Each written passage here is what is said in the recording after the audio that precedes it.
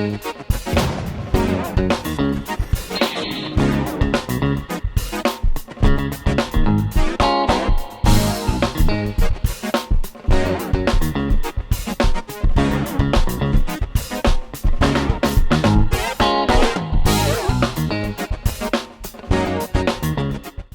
everyone, welcome back to Nat Snacker's Yard. I'll be Nat. This will be my CB250 SuperDream, and there's the other half. Now I've been pretty, I believe the technical phrase is balls deep in that gearbox. I'm waiting on the cylinder head and the cylinders after a rebore because they were pretty ropey. It's a mucky one today. I need to do something with these side cases, so on the clutch side they've been cleaned at some point. You can see all the scratches, but they're pretty ropey.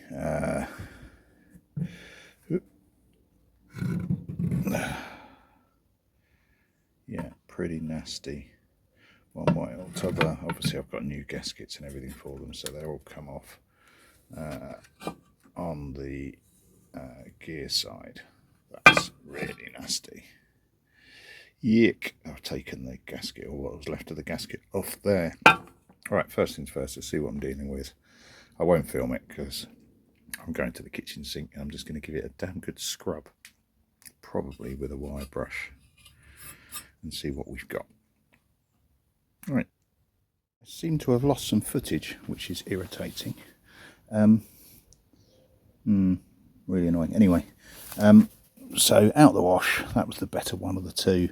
I've gone round it with my knockoff Dremel with a metal brush on the end, just to really get in the edges that I can't get in elsewhere. In fact, I need to do a little bit more on that one. I was going to then have at it with my Scotch-Brite wheel, but then I realised that I've run out. I have ordered one ages ago, but the vendor's on holiday, so it's not arrived. So I just went at it with my polish, and it's come up pretty good, I think. I'll drop a picture to the side as to what it looked like before, as if this fucking thing will ever focus. Jesus. That'll do. I mean, it's got scratches in it, you can see the scratches. Now what I could do is have at that with various grades of wet and dry, but I can't be bothered, frankly, particularly when you compare it with the rest of the engine. Obviously it says casing for the other side. That's fine, that's more than good enough. I might have a go at the paint. Actually, I'm not quite sure how I'm going to do that yet, but I might have a go at that. But we shall see. Right, I'll show you how I've done it. I'm not going to do the full one because this is time consuming. It's a lovely day. I do feel slightly like I'm wasting it. But I'll get you set up and you can look over my shoulder. Right, simplest thing in the world then. So 6-inch wall pad, or 4-inch wall pad, I should say. Some Mother's magnesium and an aluminium polish. Great stuff. I'm doing it on the floor in slight homage to all of the videos you see on YouTube doing this, and it tends to be South Asian dudes doing it in bare feet. And actually, I have to say, probably the best way of doing it, because you kind of need 360 access, and it is mucky. So just bang a load on. You don't need a pad or anything. Grab your pad and go for it. I will play with the sound, but sound alert if you're on headphones. Give you a sec. Right, let's go.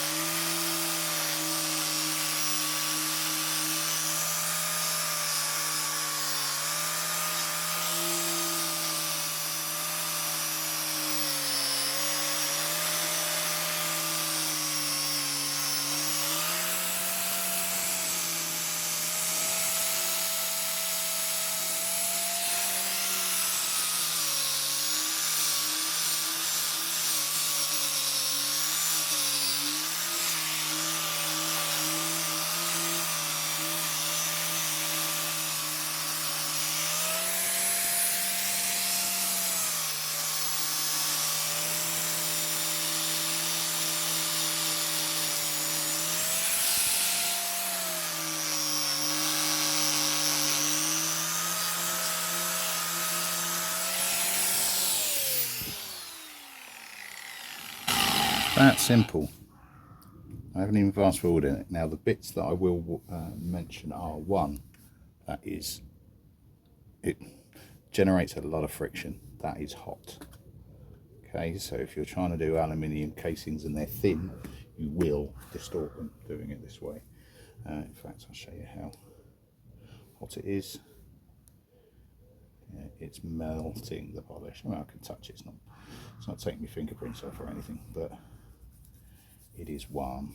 You can probably get away with just one, doing it once, but I seem to have got half decent results in the other one, doing it twice, so I'm just going to do it again. This time I will fast forward it. I deliberately let it run last time so you can see just how quick a process this is. Right, probably fast forward you through this time.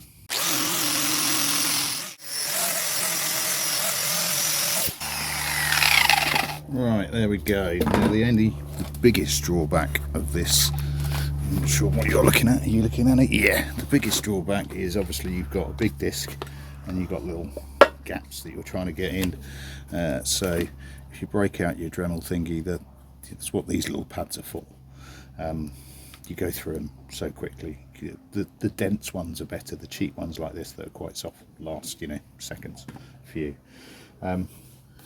But essentially what you've still got on there is a load of residue, if you like, and the best way to get rid of that is just with some normal polish. I mean, I like this stuff, Bergamallo. It puts like a wax, leaves like a waxy layer over the top, which in my humble opinion protects the shine a little bit longer. Yeah, but auto salt, good old-fashioned auto sulfate. I've got a tube over there, but anything will do. I mean, you can see it's bringing it off. Again, I'm not going for a showroom polish or shine, but you know, if I wanted to get rid of all the scratches, I could just have at it over the week with some progressively fine grade paper. But you know, that'll do. It's nice and quick, nice and simple. If I was being anal, I could try and dress those lines out a bit. There's a fair amount of material underneath, but you know, it's a 40-year-old SuperDream. I'm not overly bothered about getting it shiny, to be brutally honest. I just don't want it quite so crappy. I don't want to stick crappy parts onto a bike that's starting to come together. It's just literally cleaning it rather than trying to go for a full Billy bullshit sheen and shine. But I'll do. More than good enough to throw on a bike. Hey, one piece that I really should mention, I should have mentioned it earlier, gloves. This is hot. It's a hot day obviously, but this generates a lot of friction, a lot of heat. It is tricky to hold. You do singe, and I have singed my fingers by holding something too hot. Not enough to burn me, but enough that, you know, enough to trigger the part of my brain that says, let go, you idiot. So what? Could wear gloves. Now I've done exactly this process, exactly the same, wearing gloves, and you know, caught myself, wrapped up my glove, pulled me into it. Hurt, didn't cut me, didn't tear me or anything like that, but it wasn't the most comfortable experience ever. Fortunately actually it was with my old grinder that I think I had to hold the button to keep it going, so I shut it off. Anyway, your process, your risk. I'm not wearing them because I don't want to catch my hand in that. I would rather either slightly singe myself or occasionally catch myself on a soft wool disc that just, you know, singes you a little bit, but it's fine. So yeah, your choice. Do your own thing. Right, that'll do me. Cheers all. I'll catch you later on. Ta-da. Yeah, that don't look too bad at all. I've just got to work out best way of getting colour back in the badge. Masking's going to be a real swine, so I might go for just brush and just drop it in and then give it a rub over the top. Not sure. Yeah, held on by earbuds. There's no point putting the bolts back in yet because it's just literally there so that I don't trip over them or run them over on the bike on the way to work. Sorry, rudely interrupted our family there. Yeah, it's just to keep them out of the way more than anything else. All is good. Right, cheers all, I'll catch you later on. Ta-da.